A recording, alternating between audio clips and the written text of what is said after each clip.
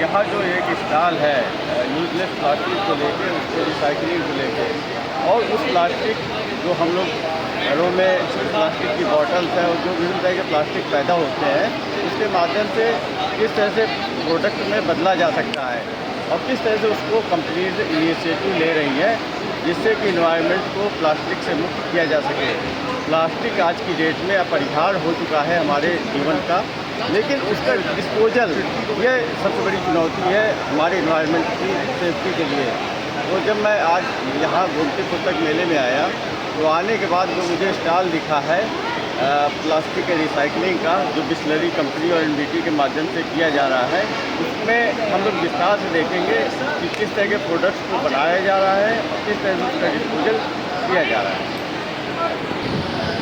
Sir के stall में, sir का नाम है शुभम मिश्रा, और सर ने जो स्टॉल में जो प्लास्टिक की रिसाइकलिंग हो सकती है कंपनीज के द्वारा, चाहे वह टी शर्ट के माध्यम से हो, चाहे वह बुक्स के माध्यम से हो, जो यूजलेस प्लास्टिक है जिसको घरों में पैदा होता है, जो इन्वायरमेंट के लिए बहुत बड़ा सरहद है, उसको हम लोग किस तरह से निष्पादन कर सकते हैं, डिस्पोजल कर सकते हैं और किस तरह अपनी अर्थ को, अपने इन्वायरमेंट को, अपनी जो हमारे सीज है उसमें जहाँ जहाँ प्लास्टिक में प्रदूषण पैदा होता जा रहा है उसको हम क्लीन कर सकते हैं। तो यह जो इनिशिएटिव लिया जा रहा है वह अपने आप में एक क्रांतिकारी कदम है।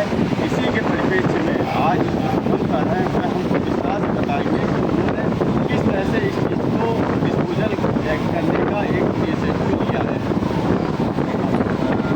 सर, जैसे आप देख सकते हैं बिस्लरी के वाटर फॉर चेंज प्रोजेक्ट में हम लगातार ये इनिशिएटिव चला रहे हैं, जो कि हमें अवेयरनेस, अभी हम स्टॉल पे अवेयरनेस कर रहे हैं कि ये जो प्लास्टिक का ट्रांसपेरेंट पार्ट है जिसको हम पेट बोलते हैं, वो पेट हमारे घर में बहुत सारे प्लास्टिक के रूप में वापस आ रहे हैं, जिसको हम बोलते हैं रिसाइकल्ड टी शर्ट्स। अभी आप देखेंगे बहुत सारे ब्रांड्स भी ऐसा कर रही हैं, जैसे ये हमारी एक टी शर्ट है और बिस्लरी के हमारे जो प्लांट्स हैं उसमें जो एम्प्लॉयज़ हैं वो लगभग सारे रिसाइकल टी शर्ट्स पहनते हैं, हमारी बॉटल से ही बने रिसाइकल टी शर्ट पहन रहे हैं।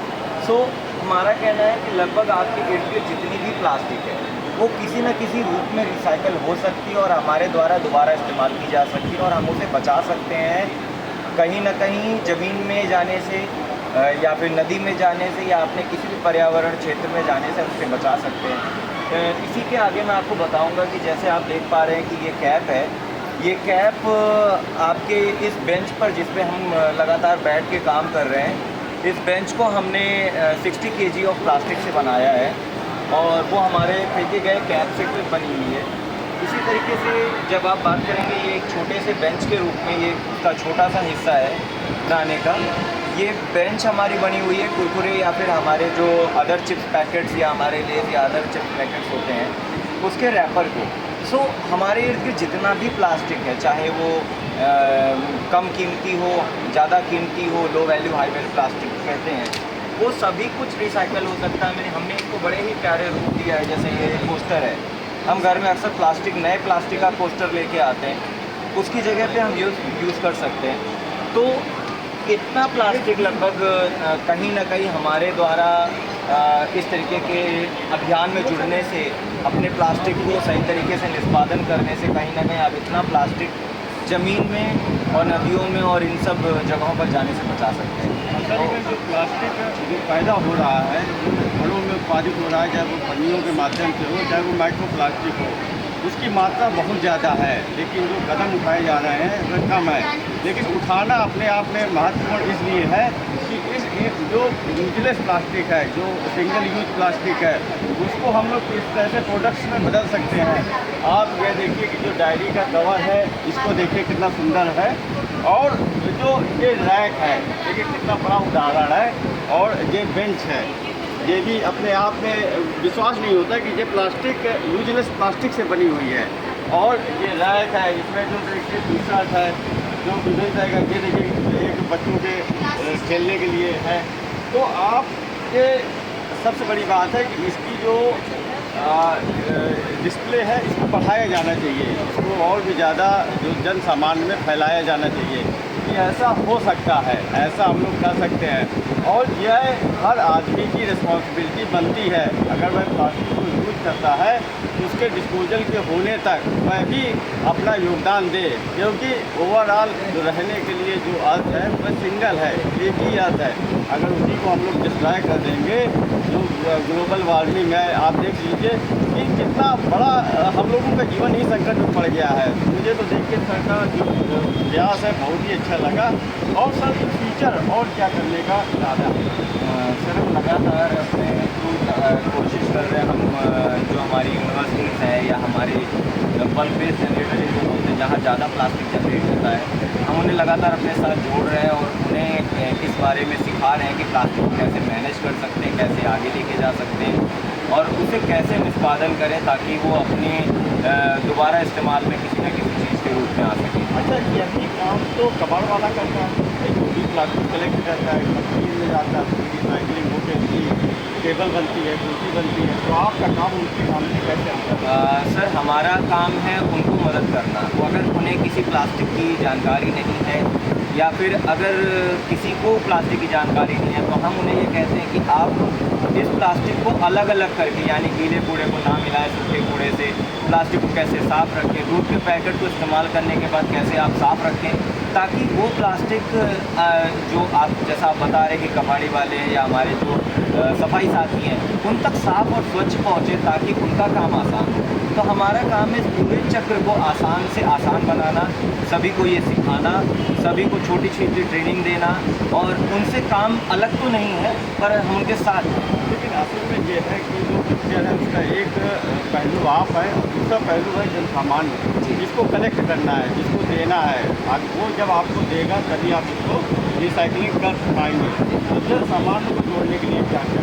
सर जन सामान्य को जोड़ने के लिए हम स्वच्छ भारत मिशन के साथ काम कर रहे हैं लगातार। और जैसा मैंने आपको बताया कि हम अवेयरनेस प्रोग्राम, जैसे आज आप देख रहे हैं कि हम इस स्टॉल के अंदर है, जबकि यहाँ पे हमारी ऐसी एक बुक भी है, आप ये बुक देखेंगे, इसे हमने 48 भाषाओं में पब्लिश किया हुआ है और 28 रीजनल लैंग्वेजेस में ये बुक हमने पब्लिश किया हुआ है, ताकि जन सामान्य को प्लास्टिक के बारे में पता चले।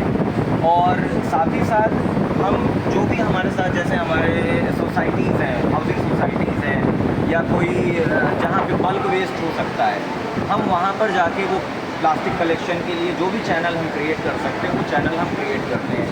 अगर वहाँ पर कोई कलेक्शन के लिए नहीं आ पा रहा है या कलेक्शन स्वच्छ नहीं है, साफ़ नहीं है, अच्छा अलग अलग नहीं आ पा रहा है, उस परिस्थिति में हम उनकी मदद करते हैं। जैसा मैंने आपको पहले भी बताया कि हम ट्रेनिंग में भी मदद करते हैं और हम उनके कलेक्शन में भी कहीं ना कहीं चैनल क्रिएट करते हैं। जन सामान्य कैसे आपसे जुड़े? सर हमारा एप्लीकेशन है बॉटल्स फॉर चेंज। आप गूगल पे जाएंगे या आप एंड्रॉयड पे जाएंगे तो आपको बॉटल्स फॉर चेंज एप्लीकेशन मिलेगा। हमारी वेबसाइट भी है बॉटल्स फॉर चेंज एप्लीकेशन।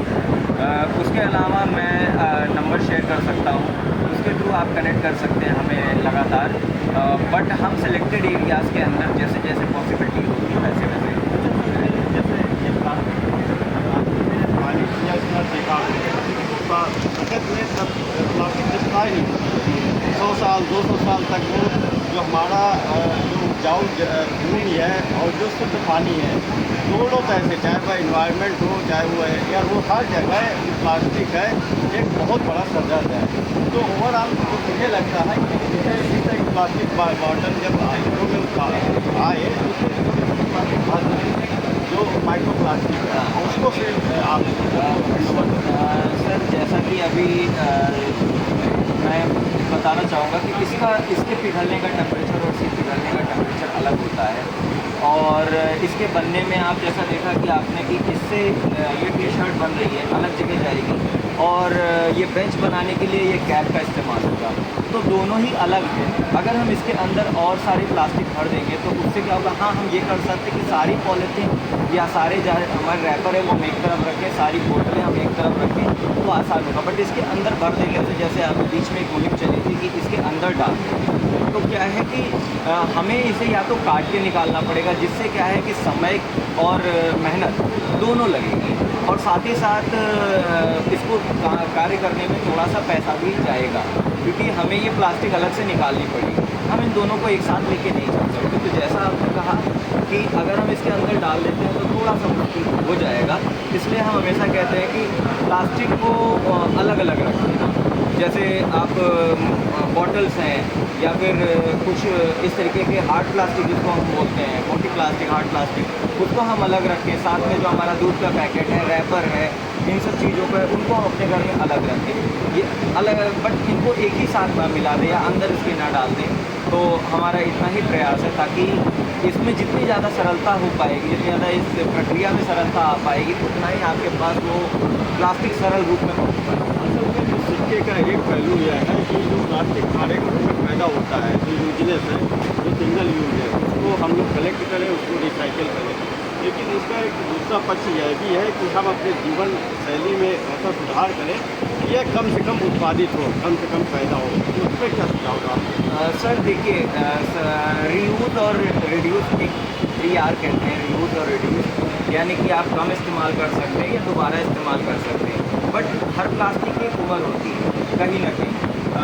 तो आप 2 या 4 बार इस्तेमाल कर सकते हैं, 5 बार इस्तेमाल कर सकते हैं, जैसा उसकी एज हो सकती है। तो जब बात आती है कि आप जब 7वीं बार उस प्लास्टिक को कहीं ना कहीं आपको उसको निस्तारण करना ही पड़ेगा।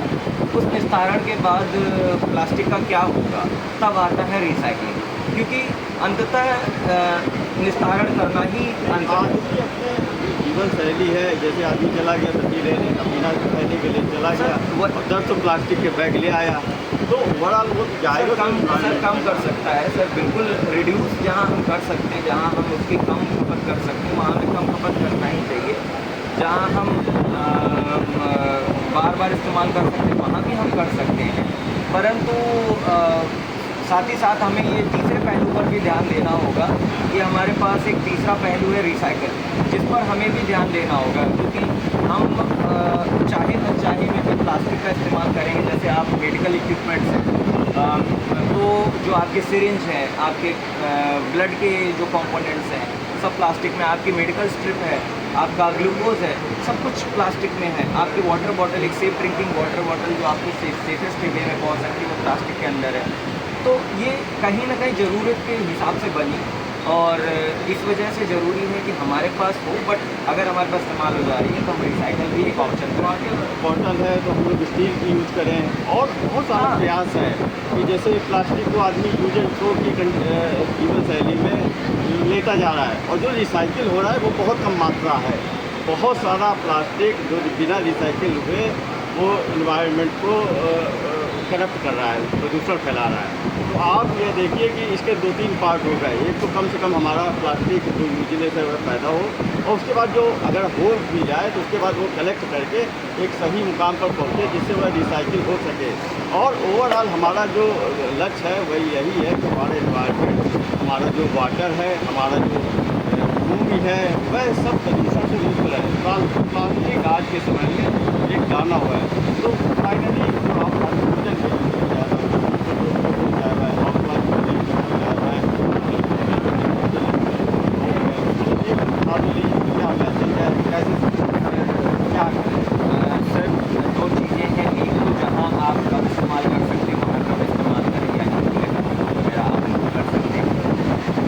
कि अगर एक चीज़ को आप 2 बार इस्तेमाल कर सकते हैं तो बहुत अच्छी बात है। जैसे कांच की बॉटल या फिर आपकी मेटल की बॉटल, वो भी ठीक है। और परंतु जब तीसरी बात आ जाती है कि यदि आपको किसी परिस्थिति में वो इस्तेमाल करना ही है और कर लिया है आपने, तब आप ध्यान रखें कि आपके पास जो मान लीजिए आपका चिप्स से बच्चे खाएंगे या घर में कुछ सामान आ गया, पेय पदार्थ आ गया, खाद्य पदार्थ आ गया है, उस परिस्थिति में आपका तीसरा पहलू जरूर, हमारा तो यही कहना है कि आप तीसरे पहलू पर भी ध्यान देना शुरू करें, क्योंकि हम बार बार दोनों पहलू पर तो ध्यान दे ही दें, तीसरे पर ध्यान रखिए। हम जो भी हमारे पास प्लास्टिक है उसको हम अलग करें, गीले कूड़े से अलग करें, ताकि हमारा गीला कूड़ा और सूखा कूड़ा अलग होने से उसका निस्तारण आसान हो जाएगा। जो हमारे पीछे लोग काम कर रहे हैं, ढेर सारी मेहनत कर रहे हैं हमारे सफाई साथी, उनका कार्य कहीं ना कहीं आसान हो जाएगा, जिससे इस प्लास्टिक के पूरे चक्र को और मदद मिलेगी और ज़्यादा आसानी होगी, और ये आप तक दोबारा पहुंचेगा और एक नई उम्र के साथ वापस आपके पास 10-15 साल तक रहेगा, ताकि प्लास्टिक जो ज़मीन में जा रही है वो कहीं ना कहीं रुकेगी। अच्छा, एक चीज़ मैं और चाहता हूँ, इसका फ्यूचर क्या है? जो रिसाइकिल 15-20 साल बाद, 50 साल बाद क्या होगा? 25 हिसाब से प्लास्टिक का हर जगह यूज है, एक जीवन का प्रधान अंग बन चुका है प्लास्टिक की हर चीज़ है। तो फाइनली मतलब 20-25 साल बाद क्या होगा, क्या हम लोग रिसाइकिल कर लेंगे पूरी प्लास्टिक को या नहीं कर पाएंगे, सर क्या होगा? ये तो सर ऐसा सवाल है कि जिसमें कुछ भी कहना बहुत अतिशयोक्ति कुछ होगी, परंतु प्रयास कुछ ऐसा ही है, इसीलिए हम इतनी मेहनत कर रहे हैं कि आप कौन सिखाएं, समझाएं, लोगों के बीच ये बात लेके जाएं कि आपके द्वारा इस्तेमाल किया गया हर प्लास्टिक आप संभालें, रखें, जिसको कहते हैं पोस्ट कंज्यूमर रिस्पॉन्सिबिलिटी, यानी कि आपके इस्तेमाल करने के बाद आपकी जिम्मेदारी होनी चाहिए और आप वो ध्यान रखें।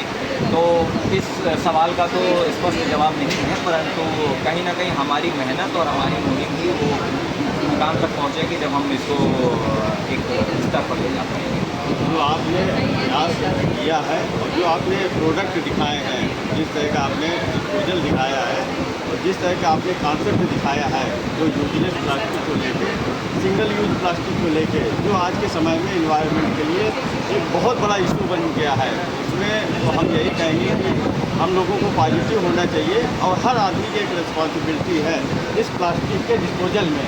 और अगर सभी लोग जागरूक हो जाएंगे, सभी लोग उसके खतरे को जानेंगे, तो निसंदेह ये कोई इतनी बड़ी सी समस्या नहीं है कि निजात ना पाया जा सके।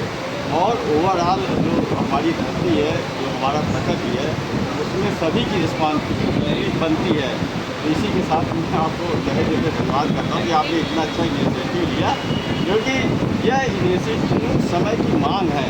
हम लोग पीछे चल रहे हैं। आप जो क्लाइमेट चेंज है ये हकीकत है, समय में मतलब जो क्लाइमेट में परिवर्तन आता जा रहा है, तो ऐसी नौबत ना आए कि हम लोग वापस ना हो पाए। अभी भी हमारे पास ऐसा समय है कि हम लोग अपने जीवन शैली में सुधार करके इस प्लास्टिक जैसी समस्या से निजात पा सकते हैं। इन्हीं आशाओं के साथ कि हम लोग भविष्य में यही लोगों तक संदेश जाएगा कि अपने आप को देखें और अपनी तरफ से कम ऐसा प्रयास ना हो कि कुछ गलती हो जिससे प्लास्टिक पैदा हो, वो अंत में वो डिस्ट्रॉय नहीं होती है। 100 साल 200 साल इसकी लाइफ बहुत ज़्यादा है। तो इसी आशा के साथ कि हम सभी की एक सामूहिक जिम्मेदारी में सर का जो इनिशिएटिव है वह बहुत ही काबिल तारीफ है और हम लोगों का भी मैसेज बहुत स्पष्ट है कि प्लास्टिक को लेके अवेयरनेस फैलनी चाहिए। धन्यवाद।